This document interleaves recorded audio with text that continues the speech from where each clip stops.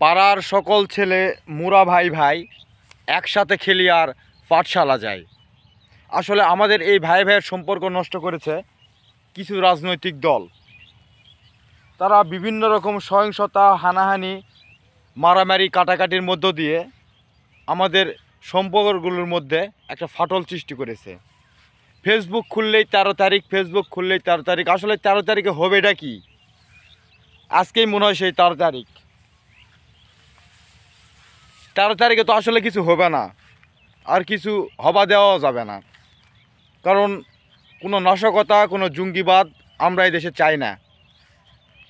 যারা টাকা মারার, তারা তো টাকা মারে লুটে ফুটে খায়ে দেশ থেকে পালে চলে গেছে। তারাও শুধু পালে যায়, ক্ষান্ত হয়নি। তারা করতেছে কি, 5,000 8,000 টাকা দিয়ে কিছু টোকাই ভাড়া করে বিভিন্ন জায়গায় নাশকতা করার চেষ্টা করতেছে। আরে ভাই, এসব নাশকতা না করে জেলা টাকালে পালে চলে গেছিন, সেই টাকাগুলা দেশের কোনো এতিম, অনাহারি, অসহায়ের মধ্যে বিতরণ করেন, ভালো কাজে লাগান, তাহলে ভালো কিছু হবে। শুধু এক দলের কথাই নয়, এই দলের কাছ থেকে আমাদের শিক্ষা নেওয়া উচিত। পরবর্তীতে যারা ক্ষমতায় আসবে তাদেরও কিন্তু ঠিক এরকম অবস্থায় হতে পারে।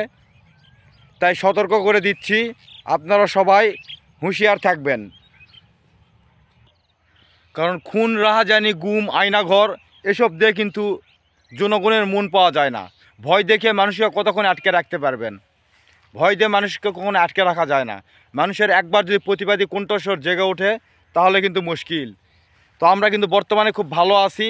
বর্তমানে কিন্তু যারাই নাশকতা করার চেষ্টা করুক না কেন, যেই দলই করুক না কেন, আমরা কিন্তু সচেতন, আমরা কিন্তু সোচ্চার হয়ে সেটার প্রতিবাদ করব। আর যারা দেশের টাকা মেরে খায় দিয়ে চলে গেছেন, তারা ওই দেশের বাইরে বসে থাকে, অযথা ফেসবুকে কিংবা অনলাইন প্ল্যাটফর্মে আসে যে কোনো একটা স্ট্যাটাস দিয়ে বলেন না যে এত তারিখে এটা হবে, এত তারিখে এটা হবে।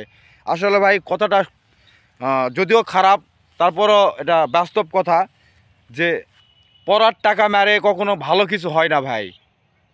আপনারা যারা টাকা মেরে লেগেছেন, এই টাকাগুলো দিয়ে ভালো কিছু করেন। মসজিদ, মাদ্রাসা, দেশের প্রচুর এতিম অনাহারি আছে, তাদের মাঝে দান করেন, দুস্থদের মাঝে কাজে লাগান। যেই চোরেরা টাকা লেগেছে তারা প্রত্যেকজন যদি 100 জনের দায়িত্ব নেয়, তাহলে কিন্তু মোটামুটি অনেক জনগণ কিন্তু বাংলাদেশ থেকে তারা কিন্তু সুস্থ হবে এবং সচ্ছল হতে পারে।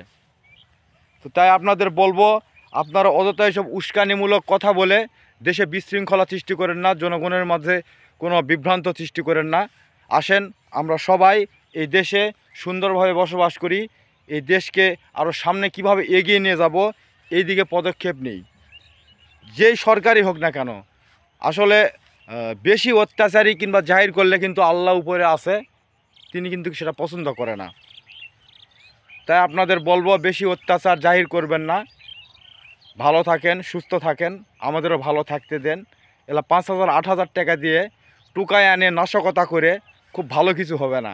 এই টাকাটা যদি আপনি ভালো কোনো কাজে দান করেন, ভালো কোনো কাজে লাগান, তাহলে কিন্তু আপনার জনমতও বাড়বে, আপনি কিন্তু ভালো কিছু করতে পারবেন। কি কথা শুনে মন খারাপ হলো? মন খারাপ হওয়ার কিছু নাই, এটাই বাস্তব। ধন্যবাদ সবাইকে, বেস্ট অফ লাক।